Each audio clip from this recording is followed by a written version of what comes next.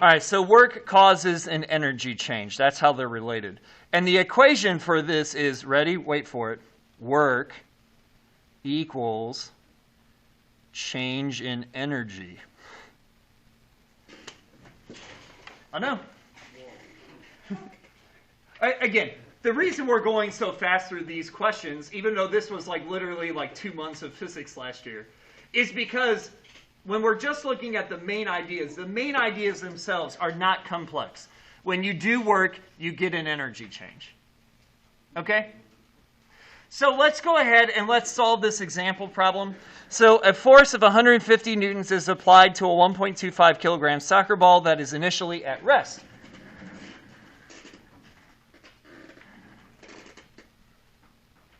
Okay, that's what I thought. If the ball moves 0.6 meters while being kicked, how fast is it moving after said force is applied? So you have a soccer ball. The soccer ball is kicked by a well-drawn foot. Okay. The soccer ball moves forward a short distance, 0.6 meters. And then it has some velocity after it's kicked. Okay. But you have to apply a force of 150 newtons to do it. So let's write down the things that we're given here. So we're given for this problem a force of 150 newtons, a mass for the soccer ball of 1.25 kilograms, sorry. It's initially at rest, so the initial velocity is 0. The ball moves a distance of 0.6. Man, we're just chalking up the number of knowns and unknowns here. How fast is it moving after the force is applied? So, there's a lot going on here, and we don't have a ton of equations here. We've got this work energy thing, which probably sounds like what we're going to do. And then we've got a lot of other stuff, right? We've got work equals force times distance. We got PE equals mgh. We got K equals 1/2 mv squared. We got a lot of stuff going on. So where do we go with this? So here's where we go. We say to ourselves, I applied a force. I applied a force over a distance. That means I did work. So as soon as I say to myself, work is done,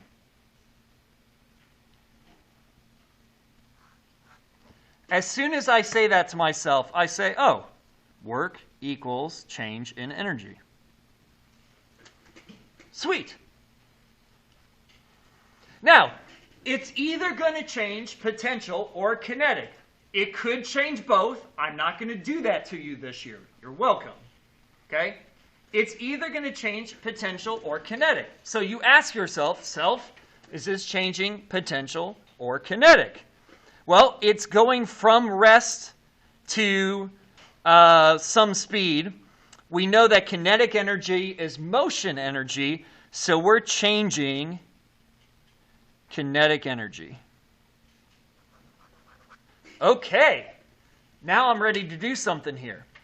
So, work equals change in kinetic energy, which is final, minus initial. So far, so good. So far, all we've done is we've just thought. We've just been thinking, which I know hurts sometimes, but all we've been doing is thinking. We decided that work is done. Awesome. That causes what? It causes a kinetic energy change for this problem. That's work equals final minus initial kinetic energies. Okay? The problem is none of those are given. Right? Wouldn't that be sweet? What if it gave me these numbers? That'd be an easy problem. But alas, I gave you other things.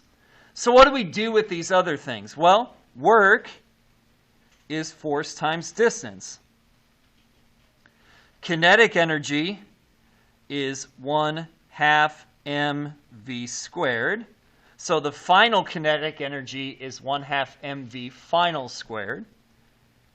Minus the initial, which is 1/2 mv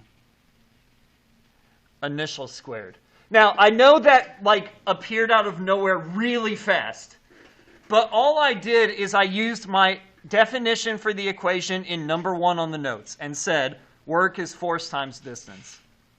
And I used my equation for in B for number 4. Kinetic energy is 1/2 mv squared. That's all I did. So I did have to do a little bit of hopscotch to get here. But I said work is done in this problem, therefore it causes an energy change. The energy change for a soccer ball being kicked is kinetic energy. So the equation is final minus initial equals work. And then I plugged in here. So I got to this point. This is the point where I'm ready to plug in numbers. So let's do that. So 150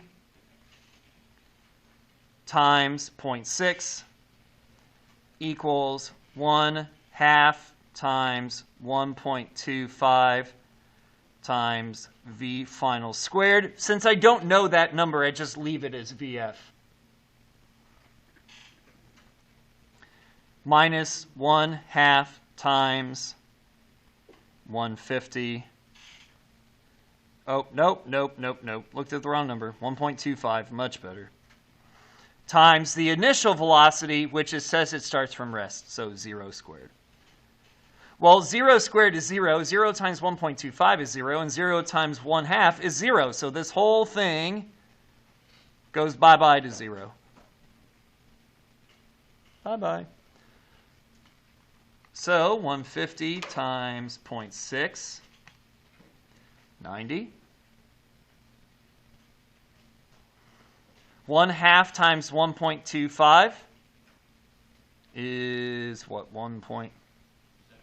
Yeah.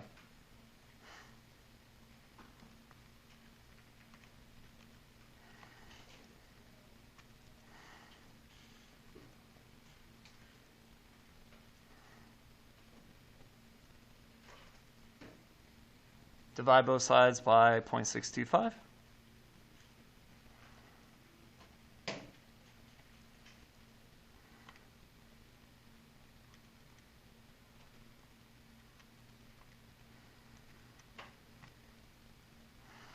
So V final squared equals 144. Square root both sides. What, 12? Can't be that easy. Yeah. Golly, did I really pick those nice of numbers? I don't think I intended to pick those nice of numbers.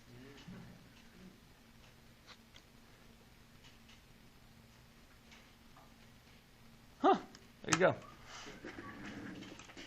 You're welcome. All right.